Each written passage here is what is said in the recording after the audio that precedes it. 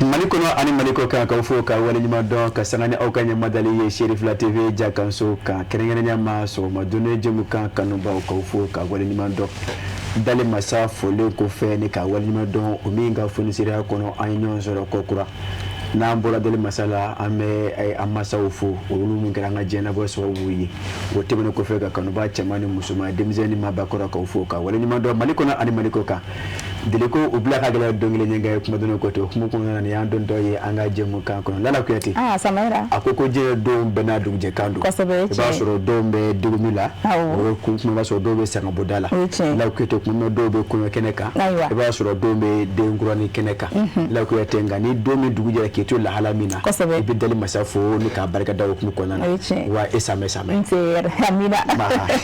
Samaira isa nugu bemba ka kene kurbasiti alhamdulillah Clifla akemu asil mafini nyana de kodi de ni me ko sebe eske Samaira niche ya fo libi kan bo ma maliko na ani maliko ka ente Sheriff la jabaran suganti ka ke uka kuna fundi sumandi mu fu ku barka da keren ni ala on yere ka jemu kani o so ko madono yi akanu ba mana ke jien fa ambu bela jilimfu Samaira sanu ko hakili la sili ko feni o jemu kan folo o akaka anga same fuli keren ka di kanu ba ko ma munu me jien fa amba fonga ala kanga sauncha amite nyina ankene kusi ala kanga jamana kulusuma ka jamana basigi ya rabbi jamana kono don ala ka here ka ambe ya fadilu fe Samaira hakilla barala filite ba awon amana dominga sila bare ngona mi ya fadilu fe ko ame kalanso ama ko afolo ko antige fla obanko o lala kuyati ma ni ko bamugo kadi amandi mi lala kuyati dono tike gashi ba faki yane wala ko na ko ma na manya antanye mai kuma dora ma dabi flo kono biti la ma dabwa wala ame ya fadelike ene shimbera jenema yo nde yere bla mai o ma bi ka fonde valise ya yere fara be fona bire yen bo fon valise fa la ba yo che pe ene nyoni ndo tete mi yaro ene la bire so ko marena abara la biati ye che watu angatani jimkani na manya ka fe fo chomina bi entene doni jimkan odungale do sele temene ko fe seme temene ko fe e amamba rek ñoo fana fo ko blaje ni ya fa deliga so la ko ete nyini nebe kele madama mani vum farle ñonga adola amano wala ko ete baraka ñoo te mani musuma madama ane munu be dibla baraka ñoo fe ko fo ko wala ni mado la ko ete ka do ke oyi la ba ka sama sama fuli chama ke oyi watu antita tezara ke edma tezara same wala ni na premier mimbi de uluma tezara ma dina ma bi selaw Samaira tezara kumfolo hakila yo ladai basi o ameta munu na nyo soro ya o da saka sugo basi soro ka senyara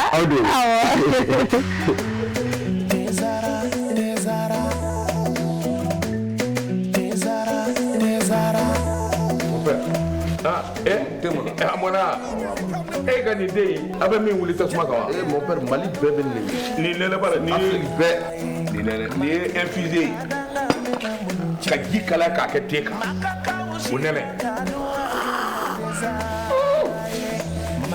jela mon père ngaka tetme ani mbo kundo diba te zara mon père am bebe ko kele na sare ni akuma bay e ko na surprise kilo ni do bien mangani sisan wani ye te ko daro te zara te ka tedi abi sambi sababo ni te wala be ni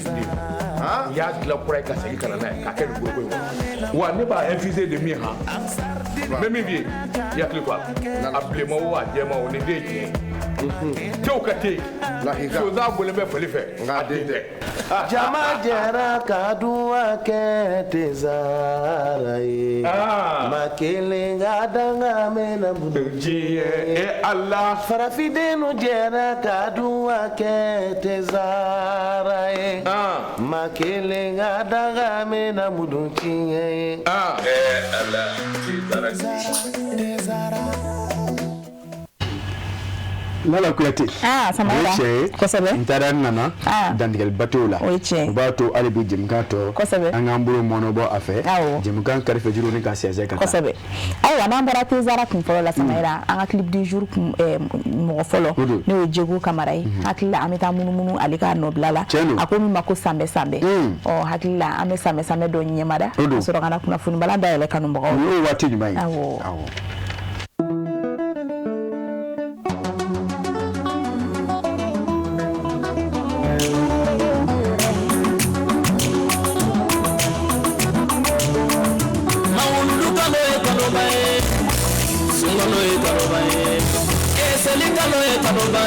Ambe ala de barikada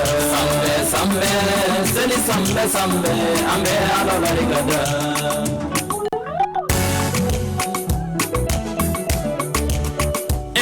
dali masakano malo ambe ala de barikada sambe seli sambe ambe ala barikada Muhammadu kanu balo ambe ala de barikada Allah fe jabaru barikada selidira munini ndenuma kanale barikada chigi tumansa Allah ambe jabaru barikada sambe seli sambe ambe Allah de barikada sambe seli sambe ambe Allah barikada bikera nambolo tigi nyuma nyawaleke Nyumanya wale dungani dali masaye seli fana mtondona Ikera wari tigiye nyumanya wale ke ala Mumini ndenu ambe jabaru barigada Sambe seli sambe ambe ala de barigada Sambe seli sambe ambe ala barigada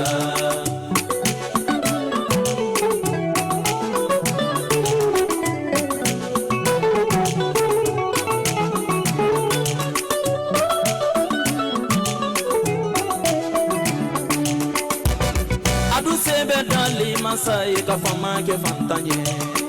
Muna fama lute nyanya waleke yatime denuye Nala iso na folo chamana edonga nyumange Nyumanya wale bora Muhammadola alakira Muhammadola Seli dombaye adu sambe Seli sambe ame ala Lala Kuyate. Samara. Usame. Kosebe. Nganye ni ngoni ye akono yinja. Odeye ni mogoro ni dawala. Ubala kasabati. Mimi mvuye Lala Kuyate ni yeso no watina. Yado. Akabisha mama. Akabisha kono mani manabele. Boro na ngolonti jo. Jo mandi. Kosebe. Ubala Lala Kuyate. Biete na donyi. Dewo kun kle galendo. Jemuka ni mafili ni yanzi ni kasoni sigi ofana oshengaleka. Kosebe. Siri temne kofe. Samara. Na mbolo ko fait clip du jour là. Ame do anga kuna funi balankono. Ni rubrique info yi. Na nyota ame esorta. Na esorta Samara amta kulukuru marabulu ko. Na sira mi metalike kulukuru marabulu la. Ni o gouvernement mawi. Olu ko ni aka nunga sika jisanu manta ni modi sigidala duma. Lala Kuyate. Nyana maya oteta jini mako. Ji ode nyana maya yi. Lala Kuyate hukumu ko ni ya tagalage. Lala Kuyate ni mami ngara sababu kamini jini nyumani ka senzen ka di ya mabale mani vinyoma. Ubaraji dante ola. Ako kasana ni udukuntena ani udangane mane uhakilika. Lala Kuyate baye ka fomi betaleke kulukuru ni oye mali jamana maraburu flana yi. Lala Kuyate ni mfuye amanyema. Lala Kuyate gouverneur tedi. Ako okoni oye obulu fani kato. Lala Kuyate ji nyumana Lala Kuyate wala sa kasiga tani kadi kulukuru kita ani kene umo. Lala Kuyate mbe kulukuru yera marakafo okonana. Akoni atagalage. Kabini jumadu temane Lala Kuyate ni metaleke ji nyumana ni katani ka senzen kadi kulukuru marabulu kulukuru yera marakafu akiuma ako abaro fo banundoni kera ako akera kinungana ni ya tagalage obetaleke suba Lala Kuyate kulukuru babe ola plateau 1 ani 3 Lala Kuyate fakase oluma ako ni ya tagalage hukumu konana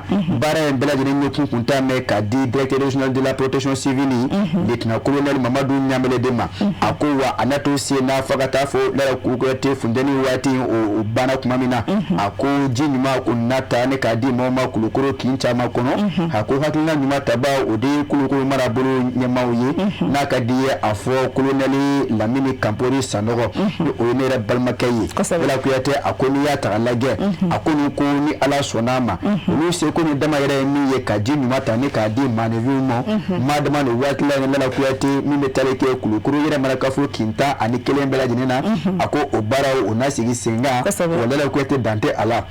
a ko a baara n'o to sen na fo ka taa fɔ tuma min na ni dɔ bɔra ni lahulata funteni in na Bala Kuyate a ko janko maaninfinw u ka se ka o ni degun sɔrɔ miniji ɲuman buna kun kan a ko n'i y'a ta ka lajɛ Bala Kuyate ji ɲɛnamaya tɛ taa o kɔ a ko maa dama ji min don u bɛ tali kɛ ji ɲuman ani a sɛnsɛnni na a ko Bala Kuyate suban o dutigilakaw Mamadu Bafin Jara tɛ wa a ko ale kɔni kɛlen ka kɔrɔfɔw ta ale ko nusunɛba to kɔni bɛɛ de tasuma fiyɛ la a ko n daji m'a fa nunji b'a fa a ko olu kɔni nisɔndiyalen don ko nka o b'a ɲini hali bi marabolo ɲɛmaaw fɛ Bala Kuyate sani ka maa dege jɛgɛ dun na a dɔ la k'i k'a dege jɛgɛ minɛ na a ko n'o kɔni sera ka jibonto bɛ tali kɛ foraziw la olu ta Bala Kuyate ni k'o di yafuma b'a la olu ma a ko o nafa o ka bon kosɛbɛ n'o tɛ nin kɛwale min kɔni filɛ a ye ɲɔgɔn bɔ olu sen na bawo olu muso ni denw de tun bɛ si jiko hami na a ko ni tile fila in na a n'a kɛ sababu o kɔni ka se ka sunɔgɔ ka fa ko nka Bala Kuyate min ka ɲi kosɛbɛ o de ye k'a fɔ ko o ka se ka jibonto ta ka di olu ma a ko n'i y'a ta ka lajɛ les chefs coutumiers il dit on sollicite le gouverneur pour la réalisation des forages afin de faire face à ces problèmes récurrents d'eau potable dans leur quartier. Yado. Woro ni ma fɔ dɛ. A sɛbɛn o cogo la. Bala Kuyate Amadu Eli Jara Amadu Kulukoro Chuala ale de y'a fasiri an y'a salo ka bɔ o kɔnɔ. Ayiwa Samaira a tɛ tɛmɛ nin kan i y'a fɔ cogo min na ji ale ye ɲɛnɛmaya jɔ sen fɔlɔ ye n'ale t'i bolo ka ban a dɔw la a sigi ma nɔgɔn an bɛ dugawu kɛ Ala ka ji sanuma nɔgɔya o la an bɛ espoir bila ka indépendance n'an y'o ta Samaira ka sanga n'an ka jamanakuntigi général Assimi Goïta a ka dantigɛliw ye selimafo hukumu kɔnɔna na a y'a jira k'a fɔ ko min bɛ tali kɛ bayɛlɛmali la min ye refondation ye ko o kɛlɛ k'o tɛna jɔ jamana in kɔnɔna na ayi ko jɔ cogo t'o la Bala Kuyate nin ye laada ye min bɛ tali kɛ ni seli kɛnɛ o baaraw jiginna Bala Kuyate madama selidiri nɔ walima saga faga seli Bala Kuyate min bɛ tali kɛ jamanakuntigi général d'armée Assimi Goïta la Bala Kuyate a bɛ samɛ fɔli kɛ ka ɲɛsin jamana kɔnɔdenw ma a ko Bala Kuyate n'a ma ɲa k'a fɔ deliko o bila ka gɛlɛn don kelen ɲɛ gan ye i b'a ye k'a fɔ min bɛ tali kɛ arabadon mɛ kalo tile 27 Bala Kuyate selikɛnɛw jiginnen kɔfɛ min bɛ tali kɛ jamanakuntigi miyankakɛ faama général d'armée Assimi Goïta basenjɛ bɛ a la fugulanjɛ a bɛ a kun na Bala Kuyate a bɔra ni ka jɔ kunnafonidilaw ɲɛkɔrɔ ten Bala Kuyate ni ka se ka laseli kɛ jamanakɔnɔdenw ye bamanankan ani nanzarakan na a ko Bala Kuyate jamanakuntigi a ye a yira k'a fɔ jamana ɲɛmaaw ani jamanakɔnɔdenw Bala Kuyate malikura baara min kɔni ni a dun donna o fɛ a ko jɔcogo tɛ o la a ko maa dama Bala Kuyate ni min fɔ ye fɛn fila bɛ yen a ko sɔnni ka sigi o kan a ko o kun fɔlɔ o bɛ tali kɛ min na o de ye Jarawulilakulu Bala Kuyate olu kɛlɛli fari min da la ani malikura baara min danganamaya la a ko o fɛn fila wa a ko Bala Kuyate jɔcogo t'o la dɛ a ko bawo n'i y'a ta ka lajɛ a ko o ye furancɛla fanga a sinsin bere dɔw ye a ko n'i y'a ta ka lajɛ Bala Kuyate n'i y'a kɛ faama général d'armée Assimi Goïta a ye a yira k'a fɔ waati min n'an bɛ a la nin waati in na a ko faso Mali kɔnɔna na i b'a ye k'a fɔ degun ni gɛlɛyaw caman ko nin bɛ anw kan maa dama min bɛ tali kɛ Jarawulilakulu olu la a ko hukumu kɔnɔna na n'i y'a ta ka lajɛ olu kɔni bɛ nɔfɛtugu min na o de ye bawo faso Mali a ka tɛmɛ a denw fɛ an y'a yira k'a fɔ Mali jamana a se mɛ ten an ka yɛrɛmahɔrɔnya ta an yɛrɛ ye a ko o yɛrɛmahɔrɔnya tali an yɛrɛ ye ni o kɛ mɛ sababu k'a yira k'a fɔ maa tɛ anw kalaba ka don ani dungɔ fɛ wa Bala Kuyate jamanakɔnɔdenw ka yɛrɛ bɛ sira min fɛ an bɛ taa o fɛ a ko o kɛwale ni o kɔrɔfɔ min kɔni fɔra a ko o de kɛ mɛ sababu ni ka Jarawulilakulu ni k'o su ka kɛ faso Mali kan a ko Bala Kuyate ka sɛgɛn ni o ka kɛwalew caman ye min ni a bɛ se kɛ sababu ni ka se ka jamana in basigi ni k'a tiɲɛ a ko Bala Kuyate n'i y'a ta ka lajɛ a ko o baara ye dɛmɛɲɔgɔnw de bɛ o la o ko ma ko Bala Kuyate sponsor étatique étranger a ko hukumu kɔnɔna n'i y'a ta ka lajɛ ka fara o ka kunnafonilankolonw carili kan ka ta ka ɲɛsin faso Mali ma Bala Kuyate a ko kuma ni ka se ka kɛ diɲɛ maa kɔnɔ k'a jira k'a fɔ basigi o ko nin tɛ faso Mali kɔnɔna na a ko Bala Kuyate n'i y'a ta ka lajɛ a ko o kɛlɛ a ko bila cogo tɛ o la a ko bawo jamana kɔnɔdenw an kɔni an sigi mɛ o kan wa jamana ɲɛmaaw kɔni kani kan nɔ k'a fɔ Jarawulilakulu minnu bɛ jamana kɔnɔ Bala Kuyate o maa ye diɲɛ fan fan fɛ an kɔni yafama b'a la an na o sɛgɛrɛ ye ka taa Bala Kuyate tigɛ jɔ o ngɔnɔ na k'o bila lajɛlen bisini k'o fɔ a kelen walasa basigi a ka se ka na faso Mali kɔnɔna na a ko n'i y'a ta Bala Kuyate o hukumu kɔnɔna na ako sigin ko te ide ako lala kuyate depuis utukalo samba flani mwani fla mamina ankera kanyini force ibarka ne fe ka fo o kamino nkuru lala kuyate baye ka fo façon malien anyi baraka nyon nkuru anyi anyerela no ubitele ki fédération rusula lala kuyate ako binaka biya kasana o ka kele bulu mi metele ke afrika kor lala kuyate ibaye ka fo obi façon mali kono kasana ni ya mabala anga chedunga deme yi jango o kasiga jagajara wula kulu nunu kele nyonve lala kuyate akoni ya tagalage mi metele ke afana no oye fondation de la taille lala kuyate jamana kunti ya yira ka fo jamana kondo ira de yesira bo ka fo kasana ni o ka assise national de fondation yi lala kuyate o sira no feta mali ako abise ke sababu ni ka anse la nyinuma wa ako lala kuyate o bara obeke ako ante segi wa ante sira ako nous allons le faire sans recul ni crainte lala kuyate akoni atralage fasiri ko ni flanya salo ka bo indépendant kono kasana ni ya fmo ba nyama jona fasete en Moussa Bilal Sirbi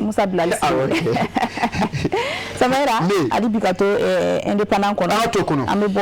Bamako akata tonga kerenkere na to moktu marabulu kono iba ka fo mbe talike bamanchi kulu mbe na bufuma jenim ulu kono be uka wali ya jugula ni yona ko fole na alibi barkada ka medarsa sodo ali nyemani o directeur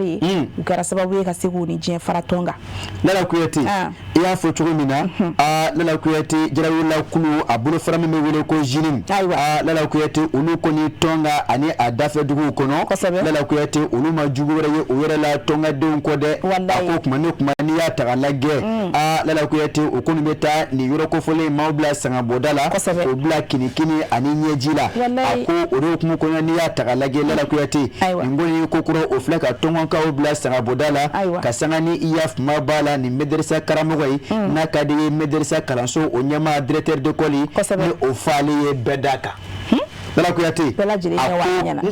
ako kasane kuno funya yi ako chemi photo doni afara otowa ode Abdul Salam ako lala kuyate ajamu oyi maigaye ako ni atagalage aleka bara binaka biya ekolo karamoya akume odakunga madama medersa lala kuyate onyama dokundo ako ni do masine lala kuyate ofla kasiga poe kabotonga dukunoti kasiga na yaf mabala Abdul Salam maiga kamine kabo ajauchela kene kambla dini nyen wala nyen la kuyate ako utarane aye la kuyate boro doni ko fe akuna so ni ka laba ka kila ka sigina ye la kuyate anye sirli bela jini nyina la kuyate ako usangane matene oka ofla ka marfada joya mabala Abdul Salam maigala ni ka ningene karaba yaf mabala place publique ote beda yewa la kuyate ni ka aningene fa bela jini joya nyina ti la kuyate ako mawnye wale nyana samaira kira kiningini ndai la kuyate ako ni atralage okeminge Abdul Salam maiga akona ayejiye to ako okeminge mi metali ke jarawu la kulu manununa munungala ni kewale jubu kebaye wala banaka okodo eko femake akon kalala kuyete omanye forke maye ka yira ka fo fini jela mingira sababu uluka Abdul Salam maiga ni ka bona anina akoni ya tagalagen anga to sera to ne ka kalaya akon no ngalo klemwa ani duru temeni mi metali ke yaf maba tongala ni obe yaf maba kilometri kemeni bonyongo ani tomutuche ako lala kuyate alibi dugude o manyina ako bawo kasoro ke Mariam Sisi ni okume taleke lala kuyate bolo sanvela kunkadi oyoko sebe ko TikTok ezi ako oningene nkabala ni ko fate beda kafana lala kuyate lala kulu fe kasoro ko abala ka demeta kanyeshi ngul mafiri tabauma faso maliko nana ako kafara oka Amadou Babi lala kuyate funangeni do wa ni mado select ngademi wa ayira kumela bena ne kasiga do lala kuyate chefini tabaou fe no betale ke mari jamana wonso tabawla ko ulabana kata o mnyeni ko ningene karabanu ko fa bela jininina tonga dugono kokora la kuyate ako Abdul Salam maiga fali ko okoni alibi la kuyate ne ka tonga kadu nuko sige kinikini buluma abla ijara aleka fola samara amidu ke halsa la kayde tabala ala ka jamana ala ka kulu suma ula ami nouvelle horizon ta samara nyanyuta la ka fanga jamana finitigu we wilika jo sabati kasika nyeshi bamanchi tigla mauma inkara sababu we bamanchi tigla ma chama ulude bone unina uka wilika jo nunsimfe lala kuyete ako abara abedo alibi uka tama de kono na kadiye uka bara bulu dalu kono ani uka munu salo kono na ba uka tama to se na brufi fa ojomandi a ko hukumu kɔnɔna ni y'a ta lajɛ an ka cɛfini tabaw la kuyate o ka sɛgɛsɛgɛliw kɛra sababu ni ka taa ya kuma bila tigɛ da la kuyate jɛrawula kulu o caman ka ani o daga yɔrɔ a ko a baara kun fɔlɔ a kɛra yɔrɔ min na kulu min ale jɔla la kuyate a ko o kɛra kuwalekaw fɛ yen u bɛ tali kɛ ya kuma b'a la kulukoro la kuyate o marabolo kɔnɔ n'a ka di ye a fɔ ko nara sirafara la kuyate a ko n'i bɔra jijeni n'i bɛ taa ya kuma bila diɲɛ ma a ko kɛwale a bɛ yɔrɔ in kofɔlen na la kuyate o ye nara sirafara ye a ko baara kun fɔlɔ kɛra ye jɛrawula kulu o kun taa mɛ dogo yɔrɔ dɔw la tofi kɔrɔ a ko cɛfin tabaw an taara ɲɛsin o kan ni ka laban k'olu bɛɛ lajɛlen dugukolo ni ka ɲaami ɲɔgɔn na a ko olu falen kɔfɛ la kuyate i b'a ye k'a fɔ o bolokɔnɔfɛnw caman kun bɛ yen la kuyate i b'a ye k'a fɔ cɛfin tabaw u labɛnna k'olu fana tiɲɛ a ko o bɔlen kɔfɛ ye a baara kun filanan o kɛra masina la kuyate kɛ masina ko tɛ wa a ko segu sido ani bazando u marabolo kɔnɔ a ko yen fana i b'a ye k'a fɔ jugu la kuyate ka se u ka baaraw bolo dalen ye u kun taa mɛ zole minɛ yɔrɔ dɔw la walasa ka se ka u ka janfa jugu ni ka labɛn ka ɲɛsin mana sumaliw ma a ko la kuyate cɛfin tabaw ka wulikajow kɛra sababu ni ka se ka taa bɛɛ fa ni ka taa ni ka ɲɛsin olu bɛɛ lajɛlen ma la kuyate ka kɔn o bɛɛ lajɛlen ɲɛ i b'a ye k'a fɔ mɛkɛlo tile 29 la kuyate wulumasiri tabaw u ka lamaga dɔw ɲɔnɔ masuruyana duguraw kɔmɛ ko tisana la kuyate a kɛra sababu ni ka se ka taa bɔ jɛrawula kulu dɔw ka kungokolo fantan ani bantan dɔ kɔnɔ la kuyate tuma min na o bɛ u ka labɛnw na a ko olu wulumasiri tabaw o kɔni o ye masaraka sɔ kɛ ɲɔgɔn na la kuyate nka a ma ɲɛ min kɔ sebaya o taara an ka cɛfin tabaw fɛ la kuyate ka sɛnɛ jɛrawula kulu caman o ni kɛnɛ karabani ye a ko an kɛlen kɔfɛ k'o fa u ka baarakɛ minnu caman bɛ la kuyate ni u bɛ tali kɛ u ka kunnafoni siraw la ka fara u ka ziren parabaliw kan ani la kuyate kamiyɔti kelen a ko an ye o salo ka bɔ o bolo la kuyate ka fara o bɛɛ lajɛlen kan i b'a ye k'a fɔ a ye mɛn k'a fɔ nin waati in na jamana fini tabaw la kuyate ni u bɛ tali kɛ wulumasiri tabaw la u kɔni kɛ mɛn ka labɛnw sabati jamana fan caman fɛ walasa ka se ka jamana kɔnɔdenw ni o bolokɔnɔfɛnw ta k'o kisi madama seleba ɲɛkɔrɔ la an bɛ o bɛ min na a ko hukumu kɔnɔna Bamakɔ kɔnɔna yan la kuyate b'a ye k'a fɔ funankɛni fila la kuyate ka bɛn ni ye kuma b'a la mɛkɛlo tile 28 su la kuyate b'a ye k'a fɔ an ka kɔmuso ni o bɛ tali kɛ jabaramusoba o da la la kuyate o tɛ ɔtɛmu ye wa a ko kumana min na 5 heures du matin la kuyate b'a ye k'a fɔ ninnu ye funankɛni fila ye a ko o kun bɛ motow la n'a ma ɲɛ k'a fɔ chèque pontiw bilalen bɛ yen walasa n'a sera ye olu bɛ se ka aw larawi a ko funankɛni fila ninnu moto la o sera ye la kuyate o ma sɔn ka jɔ yɔrɔ fɔlɔ la a ko olu ko a y'a jɔ an ka larawi o ma sɔn ka jɔ a ko o bolila ka tɛmɛ o kɛra min kɛ la kuyate o tora se filanan fana ma la kuyate o ma sɔn ka jɔ ye lakana sabatibaa minnu kɔni bɛ olu labana ka ni ka mugu ni ka a yakubaya a ko kunkan bɔlen a ko kisɛ o ye o funankɛni fila ninnu sɔrɔ o ye sɔrɔ ka taa ni o ye kɛnɛyaso de la kuyate nka o ye diɲɛ to la kuyate a ko min bɛ yen na o de ye ni o k'i ma k'i jɔ kuyate i jɔ i jɔ dɛ Samayira n'a sɔrɔ ko ni i ma siga yɛrɛ la n'o ko jɔ i jɔ la kuyate n'i y'a ta lajɛ lawɛriw kɛra i bɛ taa ni fɛn ma i bolo bɛ t'i ka ci la yɛrɛ ye Mamadi Ture ale de y'a fasiri an y'a salo ka bɔ Nouvelle Horizon o kɔnɔna na Samayira ko jamana kɔnɔdenw ka nin yɔrɔ faamu n'a fɔra i jɔ o de ka fisa o la an bɛ taa soir de Bamako la Samayira n'an taara o kɔnɔ min bɛ tali kɛ an ka kɛrɛnkɛrɛnnenya la deuxième pont n'o y'an ka pont filanan Samayira i b'a ye k'a fɔ kamalen dɔ min si bɛ san 30 bɔ ɲɔgɔn la a yira k'a fɔ k'ale tagara a yɛrɛ fili nin baji nin kɔnɔna na Nala Kuyate mun y'a bila la Samayira ɲininkali to min bɛ yen dɛ Nala Kuyate i y'a fɔ cogo min na a kɛra o cogo la coyi Nala Kuyate n'a ma ɲɛ k'a fɔ jumadon mɛ kalo tile 29 san 2026 Nala Kuyate min min f'u ye tile sun a bɔra a ma taa yɔrɔ jan bawo Nala ka di ne ko walaha waati yɛrɛ tun bɛ dɛ walaha 10 heures kɛ o 10 heures waati kelen dɛ walaha bɛ seli 10 heures de payi o 10 heures waati kelen Nala Kuyate pont filanan sanfɛ Bamakɔ kɔnɔ Nala Kuyate b'a ye k'a fɔ nin ko nin ye funankɛni dɔ ye min nana i jɔ Nala Kuyate kameleni dɔ min farikolo ni a filmé dɔɔni a ko Nala Kuyate t-shirt bilenman dɔ kun bɛ a la ani pantalon o ɲugujilama kun don Nala Kuyate kuma min na maaw kɔni bɛ sɔmu i b'a ye k'a fɔ kameleni yɛrɛ a si bɛ taa san 30 bɔ ɲɔgɔn la a filɛ kini ka se ka e yɛrɛ ten baji kɔnɔ Samayira kɛra masiba ye Nala Kuyate a ko kameleni a ye yara baji kɔnɔ nka a kelen k'i yara a n'a kɛ ni a y'a dɔn k'a fɔ ko jugu don o kɔnɔ a y'a ɲini k'a fɔ a n'a a yɛrɛ salo ka bɔ ji kɔnɔ Nala Kuyate nka a bɛ n'a fɔ a tɛ se nɔɔni na a ko Nala Kuyate n'a ma ɲɛ k'a fɔ a kɛra o cogo la a kɛra nazara ko ten ko c'est trop tard ji woyɔ ji fanga bonyana ma Nala Kuyate o kɔni o y'a kunna tunu ni k'a salo ka jigin n'a ye fa dugu duguma la kuyate la kwe ama boble okumu konana mi metalke yaf mabala brigade fluviale pchadona kibara dele olu kloka olu bola kana uma ani femere jenkoi ka fo jango okasika na ko funangeni ninga nitara ni ka kishi la kuyate olu nale okonye mimi mfoye ka yarake ka mimi mfoye ka do baji kono la kuyate chogomina okasika funangeni ninga ninkishi ako amada olu made ako mi metalke projet du centre de secours fluvial la protection civile mao olu fanda na fara brigade fluvial mauka nyala ko yete wala saka sia funangeni ninga ninkishi akonga obeje ne ka bara akera falaki ye ba o masiga ya mabala kamleni insoro odo ako le la ko yete ni atara lage ako atora ochuwa kilina odugu je sibiri do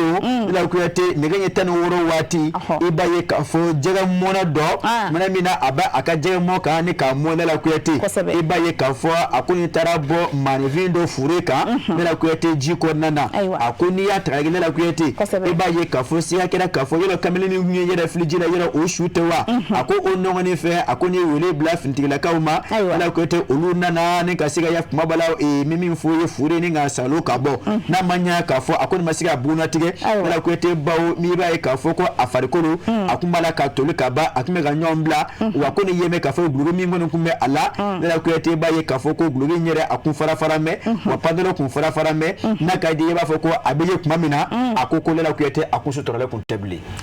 la goyete ako okeminge okoni labe on sabati kasiga wele black crit la moma pour que mi me communiquer on aleka soloka ya mariadi la goyete okashuni ka tagade voire mauma la goyete oluka ya mabala shotrale abara osigi senga akara ningi toko yena la goyete ko maiba asiga singa fo miye ayara fili juma do ododowa ko walma ko mawera dowa ko ningi to mo konbe fasiri keba la goyete nya saloka bo yusuf kunoti aleka fasiri konana samaira la ka clean manda malisa amina rabi kasika bokuna fun balango no bi 22 septembre ta na nyuta samaira mi talike samba flani muganu woro o laban kimenuna o bara onundu na sogoma dena o min se fe ministry yere ni o kalango ministry sisa wane ale koni aka dantike luke kasika e kwaldo ngoni hakli sigi duma lala kuyati medele kafo fele kedo otewulo de ni tadoni yado lala kuyati kele sele sofro kuna morwa yasa otefenya odo lala kuyati bi journal que les galets samba fla ani mwonu woro lala kuyati classe konondono no wati na achedo do bala ka woshi bo ka bi odo oda lala kuyati oyere ye oda tula nyimini ko bampeu lala kuyati do yere ko ni mimi fuyi alaka jabi madama la mete fasiri keba jagale emu damele do ako ni atra la gemi metal ke sanga ba kimirula la ko yete mele jamana kona anundona bo mi metal ke kapula o kera do franje temeni la ko yete bi intene do je kala le gale mi metal ke defo barala anundona ako ka koni bara bala jeninye mele jamana ministry mi ka bara beta kanyishi kalankoma la ko yete afro docteur Amadou Cissé wandetewa ako ni ye kunafoni dikene ne kanyana maya jamana kunafoni lawye la ko yete sigi insenfe aye ayira kafo la ko yete na manya kafo ame sanda ba watula ko kalango buna kunka obe kuncheni miye oye sanda ba kimiruye wala sa kasiga jotigi jo ni kajalati ni ko jelaki okora mi la ko yete mami ye doni sura kamara kungulula ni kimiru kera unata sanfe da emi mafen sura la ko yete ina to ni ka alibi sigi sankura unata ka barauka obe suwa bu duga fareka donta uka akole la ko yete hukumu kondana docteur Amadou Cissé Savane aye ayira kafo la ko yete isan la ba kimiru kele fe sabatiloye ka jabi nyumo de atanya bela jene ka chesiriko ako hukumu kondana ako ne folla ka fulta kanyishi kalango ko nyi babauma la ko yete madama munu be kalango buna kunka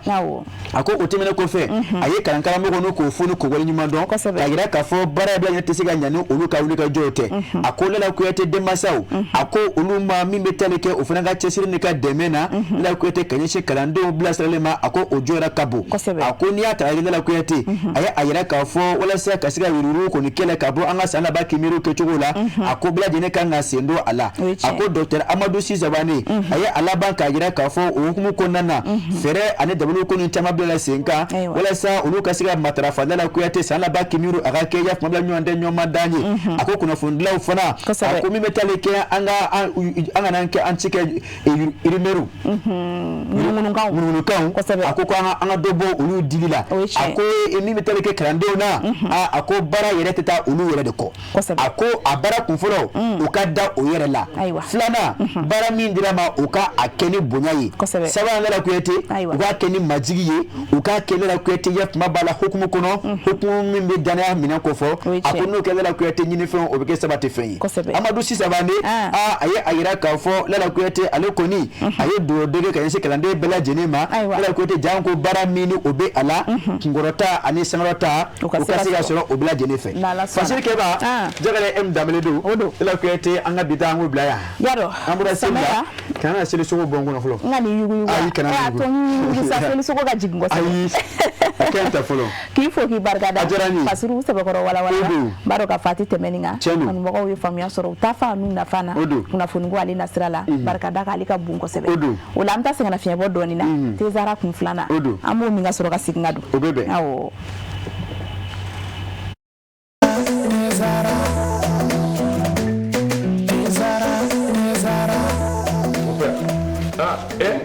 amona e ka ni den a bɛ min wuli tasuma kan wa mon père Mali bɛɛ bɛ ni nɛnɛ b'a la ni bɛɛ ni nɛnɛ ni ye infusé ka ji kalaya k'a kɛ te kan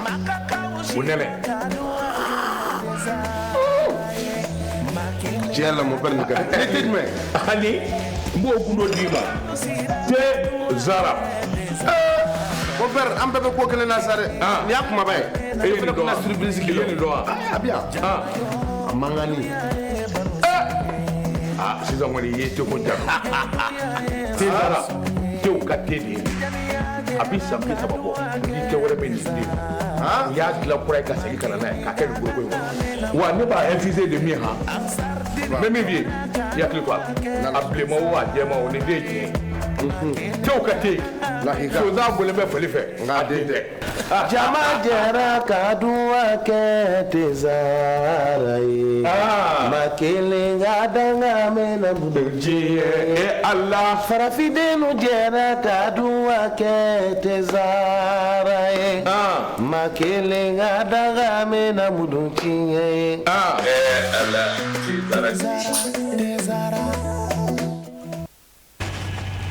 Lala Kuyate Samara ndara nana dantɛgɛlɛ baten na o ye tiɲɛ kodi kosɛbɛ hakili la faamuya sɔrɔla kunnafoniw na sɛgɛnna fiɲɛbɔ fana kɛra o kɛra dɛ jɛmukan kun filanan an na don o kɔnɔ n'Ala sɔnna bi tɛ ntɛnɛn don ye wa bi ye maaw kun fɔ mana farikolo ɲɛnajɛ tigilamɔgɔ kosɛbɛ maaw kun fɔ man'u ma dɛ ka ɲininkali kɛ awɔ min bɛ waati n'aw tɔgɔ don kosɛbɛ o hukumu kɔnɔna na bi an ni a ɲɛmaa yɛrɛ ye Lala Kuyate nin ŋɔni an kɛlen k'a nun don kokura o ye tiɲɛ n'a ma ɲɛ k'a fɔ o cogo la an kɛlen bɛ ka farikolo ɲɛnajɛ an ka gun kan yan o ɲɛmaaya o de ye Dr Isufu Kulubali ye an ni ale na diɲɛ ka bi jɛmukan ni ka ɲɛnamaya nka sani an ka don o kɔnɔ an na kɔrɔfɔ da yɛrɛ ma fɔlɔ Dr Isufu seli jara wa a fisayara mɔgɔ bɛ ɲinata in jɛla o sababu ka fisaya la de a basi tɛ na bɛɛ ka kɛnɛ sankura kɔni an bɛ se ka fɔ nin y'an to ni san wɛrɛ kɔnɔ sa parce que effectivement seliba ye silamɛw ka san yɛlɛma ye n'o yɛlɛmana ka ban an bɛ dugawu de kɛ ala ka sankura diya an na ala k'an ɲɛfɔ bɛɛ lajɛlen sabati ala k'an filɛbaga n'anw yɛrɛ mɛn baara la amina yarabi ala k'o dugawu minɛ bisimila olu min ye farikolo ɲɛnajɛ tigilamɔgɔ o tɛ se ka sogo caman dun dɛ n'a sɔrɔ don a b'a yugu kan wala an ta bɔnɛ a t'an bɔnna o a bɛ tɛmɛ o t'a bɔra bi an bɛna kuma fɛn min kan n'i ma fili fiyewu min bɛ taa kɛ Lala Kuyate finale de la coupe 65e édition n'o kun ye barabila fɔli ye o don o kɛra sibiri don Joliba ani FC Jara n'an bɔr'o la fédération malienne nin waati in na an bɛ cɛ ɲini na ka bila an ka Samata Seko kunna n'o ye entraîneur ye sabanan an bɛna kuma min kan Lala Kuyate o de ye équipementier n'a ka di pour que k'a faamu dɛmɛɲɔgɔn k'o don ya kuma b'a la farikolo ɲɛnajɛ komi su yɛrɛ bɛ kɛnɛ kan n'a fɔ cogo min na ni kɔrɔfɔ dira a ma n'a lakile parce que n'o ye cɛ Lala Kuyate n'a ma ɲɛ an bɛ defu la an y'a kanu ka ya kuma b'a la premier centre Mulabu kɔnɔ Lala Kuyate ale ye dakunɛ fila sɔrɔ ka lase sɔgɔmada in na an ka ɲininkaliw kuma gɛlɛman na an ka jɛ ko ɲɛmada ka sɔrɔ ka don n'Ala sɔnna denmisɛnninw ye cɛmanninw ye 84 musomanninw ye 112 ye voilà a bɛɛ faralen ɲɔgɔn kan 196 a bɛɛ faralen ɲɔgɔn kan. Bon labɛn min bɛ yan an ye surveillant wele kunu ka réunion préparatoire kɛ. Bon président surveillant bɛɛ nana donc surveillant bɛɛ bɛ yan et puis bon voilà bi sɔgɔmada n'an nana enveloppe dayɛlɛ avec la mairie le commissariat salle chérie de bɛ yan. C'est pour boire la Biati. Ah, ça m'a aidé. Aïe, va poser la tente. Aïe, avec ça. Ni ma donné aucun moment. J'ai dit de me Ah, t'as là. Biati. Et puis président Drie. Ali bi katola. Dekapo addition sangalbu fana kono. Ali kumei. La kwete alhamdulillah badine able sokodogo. Ulu ka kuma galmanina ale mi fo. Anga je ko. Anga nyama da sura kana. Na la son. Donc maintenant sogomada nana ka lancement que Moribabugu chono kono. Voilà, donc ni police mɔgɔw ni dugutigilakaw ni fɛn mbiri mɔgɔw donc an bɛɛ nana ka fɛn di conseil di candidat ma voilà pour que vraiment u k'u jija ko ka kɛ ka ɲɛ quoi voilà produit kana kala donc denmisɛnninw ka baara kɛ comme il se doit voilà vraiment ni wara bɛ jigisigi bɛ on suppose que vraiment ko bɛ ɲɛ voilà surveillant bɛɛ k'i ka baara kɛ comme sariya y'a fɔ cogo min na donc n'o kɛra il n'y aura pas de problème ni bɛɛ y'i ka baara kɛ a fɔra cogo min na donc gɛlɛya tɛ kɛ voilà merci bien. Isu kulubali ko bɛɛ ka baara kɛ ko n'o kɛra ko jaabi bɛ sɔrɔ siga t'o la kalandenw dɔw sigi mɛ olu ɲɛ kunkolo dɛ parce que c'est-à-dire kabini CP bɔra ne ye CP bɔlen mais ne b'a contrôler la quoi CP kun ka to kalan na a bɛ denmisɛnninw préparer k'o bila defu ɲɛ a ye stress u bɛ dege a la dɔɔnin sanni ka taa parce que ni ye ninnu dɔw siɲɛ fɔlɔ ye voilà ka examen ko ka daminɛ permanent na fo barrière foyi tɛ yen i bɛ kolon ka taa i bɛ kolon ka hali ni tɛ fɛn dɔ i bɛ pousser hali ni tɛ fɛn dɔ i bɛ taa ten fo ka taa se nin ma ne de vraiment y'a bɔ a la motu pédagogique foyi t'a la wariko dɔrɔn de don wariko de don o y'a bɔ a la wariko dɔrɔn mais a conséquence dɔ bɛ ekɔlidenw parce que ekɔliden bɛ parce que a bɛɛ denmisɛnnin o ma dɔw sigilen ka tigɛ da o kan ni bɛ yɛrɛ classe da poursuit yɛrɛ sigilen dɔrɔn n'a bɛɛ bɛ cɛ o la ka bɔ defugo kɔnɔ ka sɔrɔ ka kuma di docteur ma Moribabugu mairie ale fana ye laseli dɔ kɛ ko kun kan an ka jɛ ko ɲɛmada ka sɔrɔ dɔ fɛ ko ɲɛjɛ o kun kɔnɔ o bɛ bɛn awɔ donma ye Mali kɔnɔ n'o ye defu tile fɔlɔ ye donc an yɛrɛ ka commune kɔnɔ yan donc i yɛrɛ ɲɛ b'a la cogo min na an ye disposition bɛɛ ta i b'a dɔn sécurité bɛ yen chefferie bɛ yen donc CGS bɛ yen CAP mɔgɔw bɛ yan donc disposition bɛɛ tara sani bi don ka se pour que épreuve ninnu bɛ se ka kɛ cogo min na lafiya kɔnɔ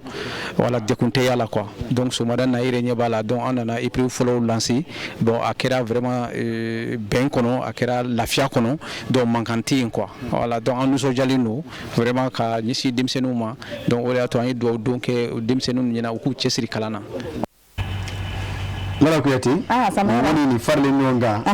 anw ye sera ka nin min kunfɔlɔ sɔrɔ parce que an ye defu ani dɔnni baaraw ye o la an bɛ dugawu dɔ de kɛ ala ka gɛrɛsɛgɛ ɲuman di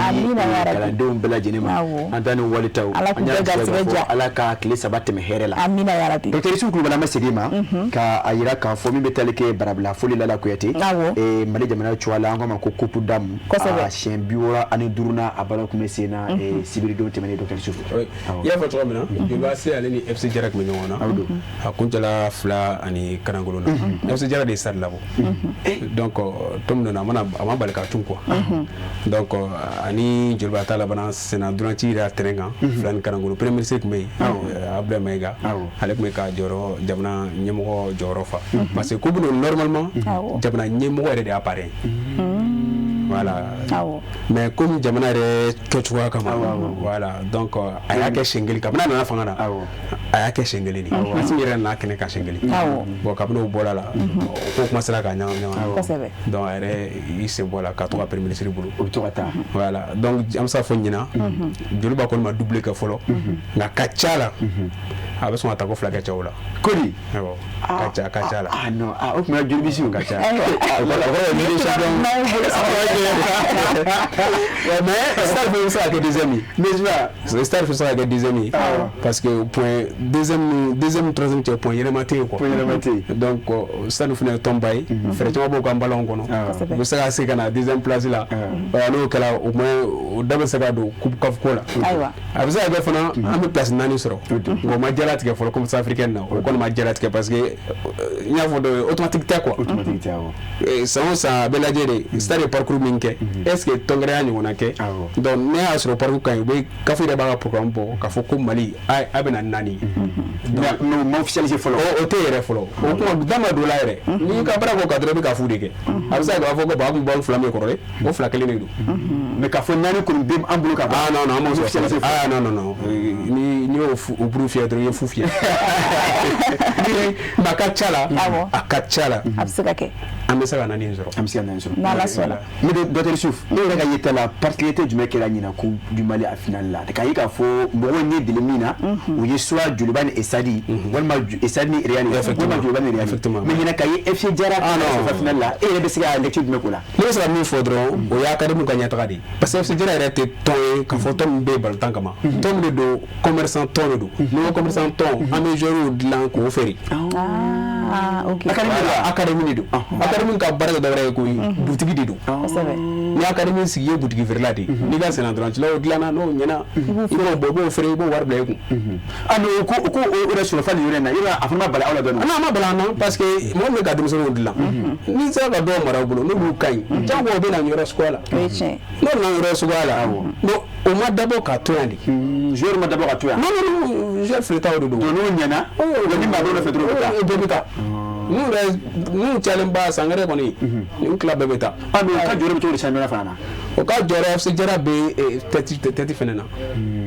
Voilà, les 5 premiers beaucoup. Donc, on va la foyer, il faut, au massé un tour qu'on fait. Non, non, non, non. Oui, à la Bécania. Oui, à la Bécania. Oui, à la Bécania. Parce que Binga, les des impôts, c'est déjà ni stade. Ma faut servir service là non parce que ça espace peut stade sur nous. Donc Binga, FC Diarra à Nistadi. Voilà, on a quoi pour prêter nous monter.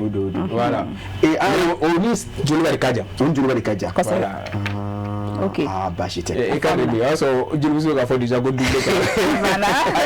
On est devenu la vérité. Ah oui, au pire on a fait demain. Ah bi quoi ni? On sont bien nous. Quand on double au monsieur OK. Ah oui, c'est non. Parce que vous t'as la kaba.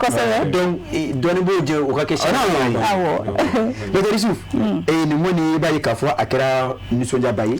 On a premier tir kumbe. On est là kafo. Si c'est on a entraîné quoi? Oui, vers les Lambert. On a mis c'est ça qu'on a dit. De marque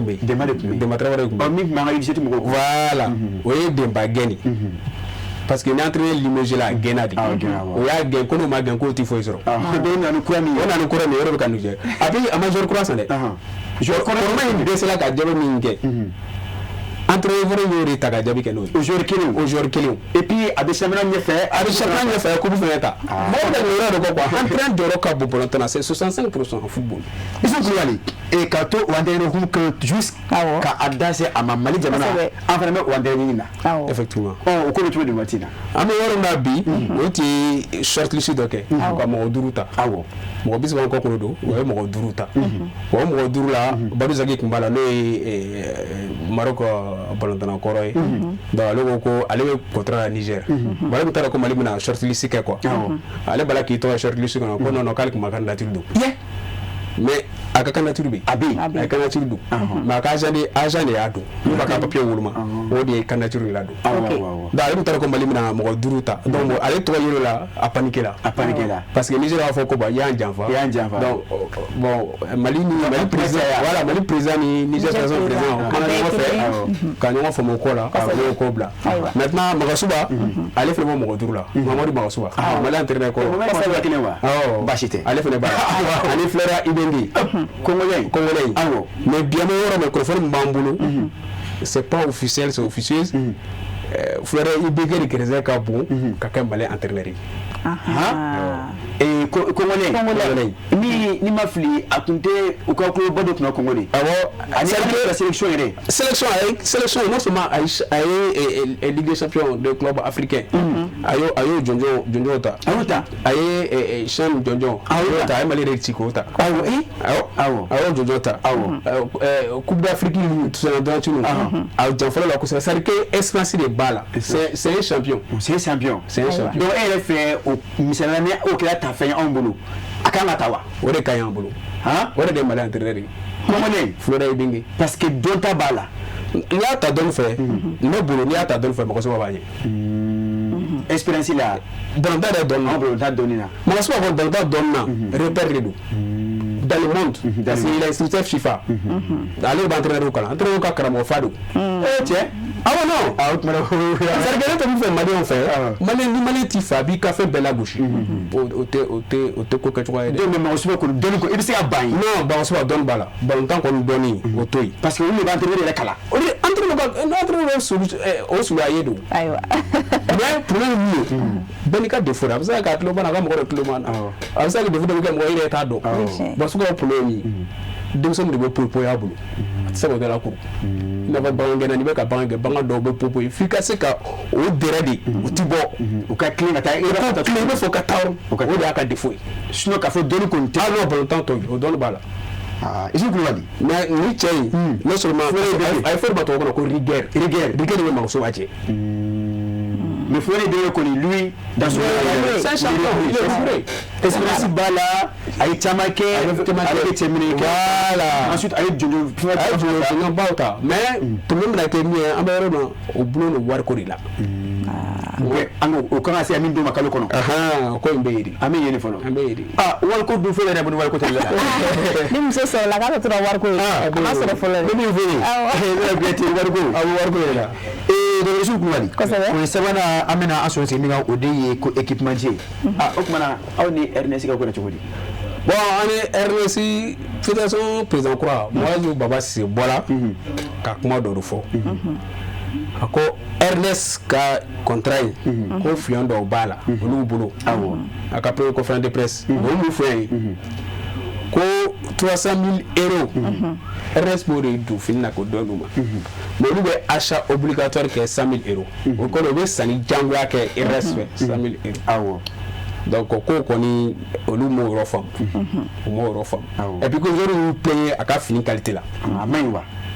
ko jolo ko ni play ala ayo bashite parce que me da ale ka kuma de la kali ntana yele ta fofolo ko voilà o play film me doma a fini qualité ko la o bola mai donc comme le kala reste comme no pourquoi ani resire lettre au bol d'amener ça resire ko non ko ba ko nyon rejo ko kajo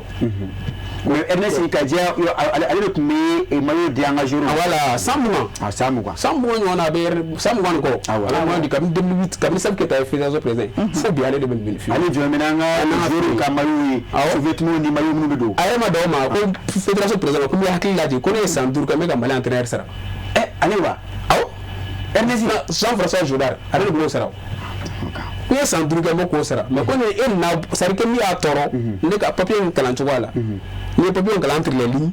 no fédération président bola ni ka le ka ko wala ka da kene ka ale ke ta ma da kene ka ila fo ko majendo bala o ma da le ma ale ke ta ma da kene ka ko mo tuma mo tuma ko da fiena di chei parce que mo ngi dodo mo ni ku be ngana angala nyongo negede o gena ka boyidi kana ni mo kure mali mo be mal kura mina kana ni mo kura mo tan mali mal kura siraka mali ko do da ko di sa faut te dugu donc il faut ko peut bon ni pour so de plus cette côté kaka contrat bana amena abe sharia a te sharia kono oublié comme championnat o bi bolo o fele te sharia kono o be ka match bo ka sa ka contrat bana donc ay ni be fo aya mo ko da fo na di ayo fini wala ka bo kana de ale na chogo ayo beda kani dɔgɔni ayiwa ale ta min bɛ a kana o fɔ dɛ u ka taa ɲɔgɔn cɛ dɛ ale ko dɔ fana de don a ye fili wala ka bɔ dɛ a fɔ ne ta in ko a ko to yen dɛ tɔw hali fédération mɔgɔw minnu ye baara fédération na ko kabini 2024 ka contrat banna yɔrɔ n'i bɛ baara kɛ contrat de bɛ kɛ i ni baara ɲɔgɔn cɛ a bɛ sara ko contrat banna ko ne ka o kuma ka gɛni mais o bɛ ka fédération ka compte k'o sara o man ka sara bilen olu ma bɔ ka mankan ci n'a sɔrɔ bɔra ka mankan ci k'ale ta ma bɛn a ma fana kɛra baara donc sisan a yɛrɛ ye lettre bɔ k'ale permet ko contrat ka casser parce que ale ka contrat bɛ taa fɔ 2028 mais k'a jɛnna n'a ye contrat in ka jɔ 2026 la an ka woloma kɛ mɔgɔ wɛrɛ ye an ka woloma da kɛ ale yɛrɛ bɛ se ka postuler mɔgɔ wɛrɛ bɛ se ka postuler an bɛ min fɛ après dɔgɔtɔrɔ de tɛ kɛ o a bɛ ta dɔrɔn ka d'a ma donc sisan k'a bɔ Mali an mako bɛ mɔgɔ bɛ se ka an dɛmɛ ni fili ye wele ka da ni maa min gɛrɛsɛgɛ bonyana ka d'o tigi ma a bɛ se ka kɛ ale yɛrɛ ye wala a bɛ se ka kɛ mɔgɔ wɛrɛ a bɛ farafinna Mali ye dernier de ye équipement ko la e tɛ foyi sɔrɔ mais e tɛ maa ma ni fɔ n ye an tɛ foyi sɔrɔ Mali ye dernier de Ernest tun bɛ Guinée o y'a gɛn a tun bɛ Benin Benin y'a bila a tun bɛ Togo la y'a bila a tun bɛ Rennes Faransi équipe de ko Rennes équipe de olu fana y'a bila bɛɛ bɛ jɛ ka k'i bila cogoya di a ma ko équipement tɔ pime ni fɛn min Adidas olu bɛ fini di ka tila ka kulɔŋɛ d'a kan an ta fini yɛrɛ bɛ di kulɔŋɛ tɛ sɔrɔ o maɲi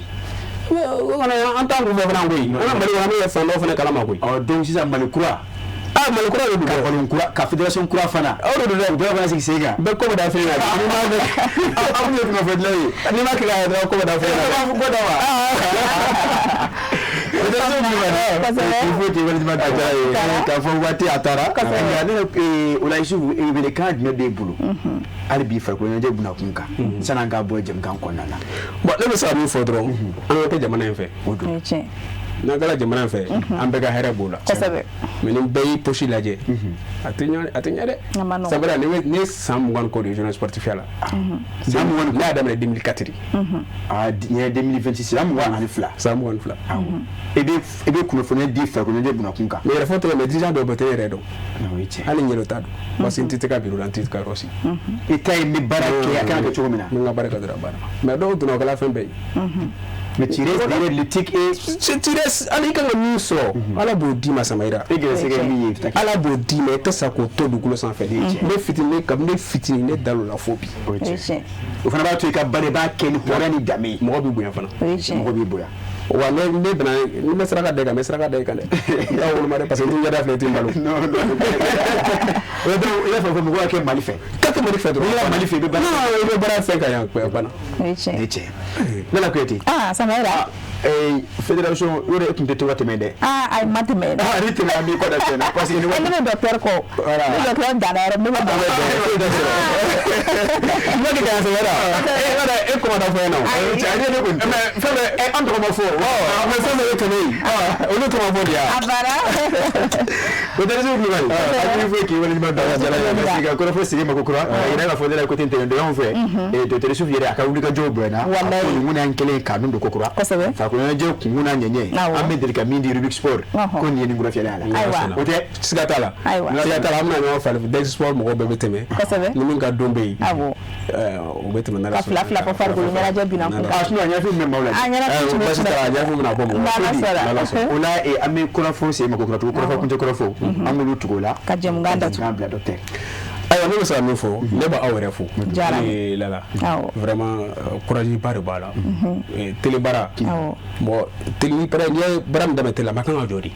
télé baara o de vraiment vous êtes constant quoi a b'a la a b'a ni farafoni kɛ a b'a ni nisɔndiya kɛ vraiment a bɛ ka seri fila kunkɔrɔta quoi bon ni émission ninnu filɛ nin ɲɔgɔnna de kan ka caya seri fila la vraiment ne b'aw de fo kosɛbɛ ka an ka karamɔgɔ fo a seri Usman Madani Hayidara bani ale yɛrɛ bɛ caman kɛ sport ko la musaka bɔ ka don a la Seri fana bɛ Seri y'i sen da sen yɔrɔ a ka ɲi t'ale bolo wa Seri bɛ ka min bɔ est-ce que bani yɛrɛ o bɔ wa Seri bɛ ka wari min dɔ la bi a ka ca koyi a bɛ ka wari dɔ la dɛ wari dɔ la a kan ka joueur bɛ ka jouer équipe nationale yɛrɛ la vraiment an bɛ Seri fila ɲɛmaso fana fo ka maa min bɛ ka a lajɛ diɲɛ ma don o don o bɛɛ fo parce que dɔw sɛbɛnnen bɛ nin jamukan na vraiment permanemment non tɛ fɔ o kɔ tɛ fɔ o kɔ quoi Mali kɔnɔ Mali ko kan o ye tiɲɛ kosɛbɛ n'an ka commission mɔgɔ minnu bɛ ka an dɛmɛ baara la ani an ka technicien minnu bɛ yan Samara mɔgɔw ɲinɛ olu kɔ bon lui dibila barakela do ne be kilen ko foya dibila barakela be docteur o ga foyi ka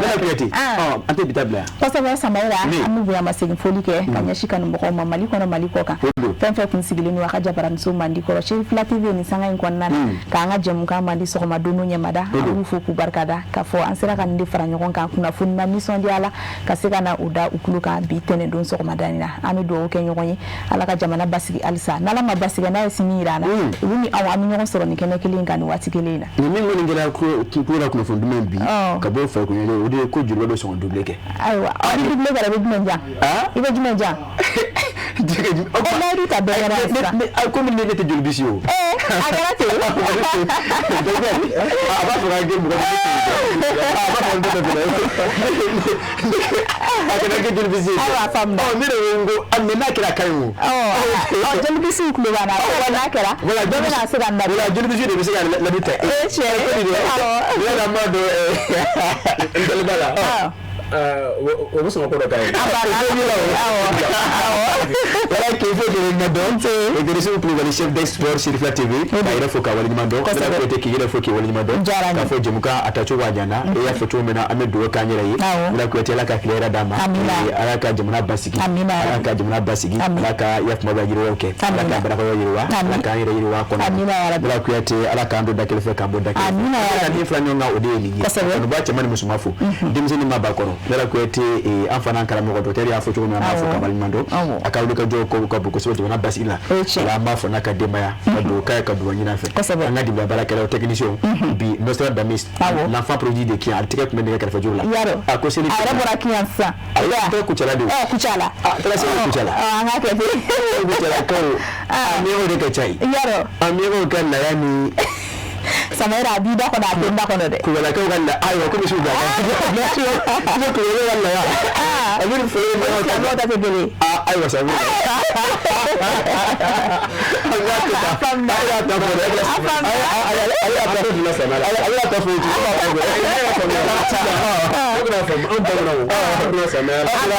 na an ga koroma an shama bla ayo na da mabla an don ma sama shawo de ma aliza o famba ko ke tala seri ko nyana ofi ku bali ani nyo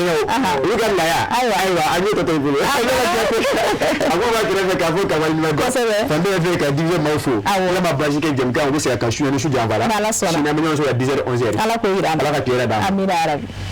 ine bizarade ka kenya ani lafiya sabati bela jiri farkurula akadi ko jugu Libya gɛrɛn baro bɛ ɲaga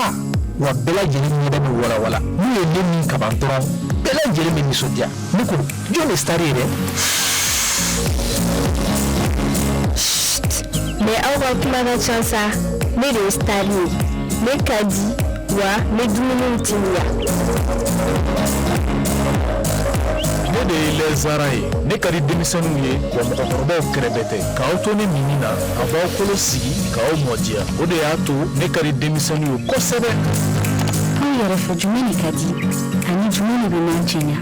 ne de don Thomas Concentré Zara ne kelen pe dɔrɔn awɔ nka an bɛɛ de ta